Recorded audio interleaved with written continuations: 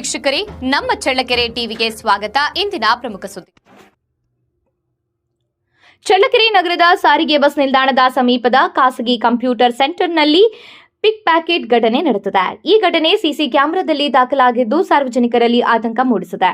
ನನ್ನಿವಾಳ ಗ್ರಾಮದ ರೈತ ಗುರುಮೂರ್ತಿ ಅವರು ಪ್ರಿಂಟ್ ತೆಗೆಸುವ ಉದ್ದೇಶದಿಂದ ಸೆಂಟರ್ಗೆ ಬಂದಿದ್ದಾರೆ. ಈ ವೇಳೆ ಅವರ ಜೇಬಿನಲ್ಲಿದ್ದ ಸುಮಾರು 50,000 ಹಣವನ್ನ ಅಪರಿಚಿತ ವ್ಯಕ್ತಿ ಚಾಕಚಕ್ಯತೆಯಿಂದ ಕಳವು ಮಾಡಿದ್ದಾನೆ. ಕಳ್ಳತನದ ದೃಶ್ಯಗಳು ಸಿಸಿ ಕ್ಯಾಮೆರಾದಲ್ಲಿ ಸ್ಪಷ್ಟವಾಗಿ ಸೆರೆಯಾಗಿವೆ. ಜನಸಂದಣಿ ಹೆಚ್ಚಿರುವ ಪ್ರದೇಶದಲ್ಲಿ ಘಟನೆ ನಡೆದಿರುವುದರಿಂದ ಸಾರ್ವಜನಿಕರು ಹೆಚ್ಚು ಎಚ್ಚರಿಕೆಯಿಂದ ಇರಬೇಕು ಎಂದು ಪೊಲೀಸರು ಮನವಿ ಮಾಡಿದ್ದಾರೆ.